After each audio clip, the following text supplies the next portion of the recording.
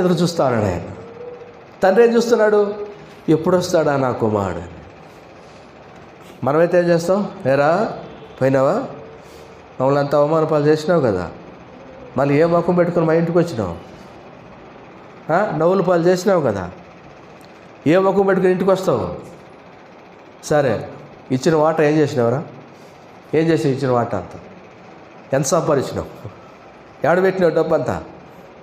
లేదా నాయన పోయిందా? ఎంత కష్టపడడం తెలుసా? చెమట గారిసి కష్టపడి డబ్బు సంపాదిస్తే దాన్ని తీసుకుపోయి ఏం చేసినావు? రావద్దురా నువ్వు మా ఇంటికి అంటావు. ఆ కుమారుడు ఏమనలే, ఆ తండ్రి ఏమనలే.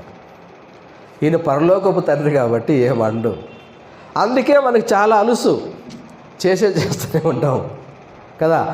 ఏమనలే, క్షమించు స్వామి అంటే మళ్ళీ క్షమిస్తాడు. అట్లే దెబ్బలు కూడా కొడతాడు, అంతే కదా. ఈ కుమారుడు ఏమనలే, ఈ తండ్రి ఏమనలే. పోన్లేరా, లేదు నాయనా నేను చాలా బాధ పెట్టాను, అందుకే బుద్ధి లేని కుమారుడు కాబట్టి నేను దుఃఖ పెట్టాను నాయన. పర్లేదురా అందరిని పిలిచాడు. రండిరా, చిన్న కుమారుడు వచ్చాడు, రండి, వాడికి స్నానం చెప్పేయండి, మంచి బట్టలు వేయండి, సింహాసనం తీసుకొచ్చేరేయండి, అక్కడ రింగ్ తీసుకురండి, మంచి వస్త్రాలు తీసుకురండి. వాడికి ఏందిరా, ఆడు పందికి పొట్టు దొరకలేదు, నాకు దానికని దొరికింది, నాకు దొరకలేదు. ఇంటికి వస్తే మా నాయన ఇదేంటి, మా నాయన కొత్త బట్టలు వేస్తున్నాడు, ఉంగరం వేస్తున్నాడు, సింహాసనం వేసి కూర్చోబెడుతున్నాడు, స్నానం చేపిస్తున్నాడు. మంచి కొవ్విన దూడను కచ్చేయండి. కొవ్విన దూడంట దేనికి? విందు చేసుకుందాం, అబ్రహాం బిర్యానీ ఈరోజు.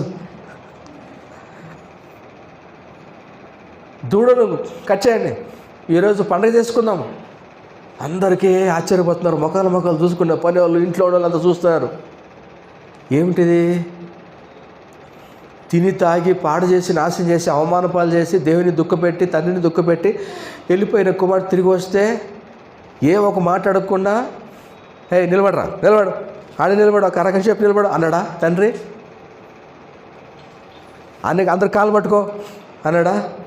క్షమాపణ ఇంకోసారి చేస్తావా అని అన్నాడా? ఏం మాట్లాడలేదే. తండ్రి హృదయాన్ని చూసిండా, వాని 10 రూపాయలు చూసిండా? హృదయాన్ని చూసినాడు. వాని హృదయం విరిగి నలిగిపోయిన పశ్చాత్తాపం కలిగిన హృదయంతో వస్తున్నాడు. వీళ్ళందరూ ఏం చూస్తున్నారు? వీడు మోసగాడు కదా, తండ్రిని బాధ పెట్టినాడు కదా, డబ్బు తీసుకుపోయి నాశనం చేసినాడు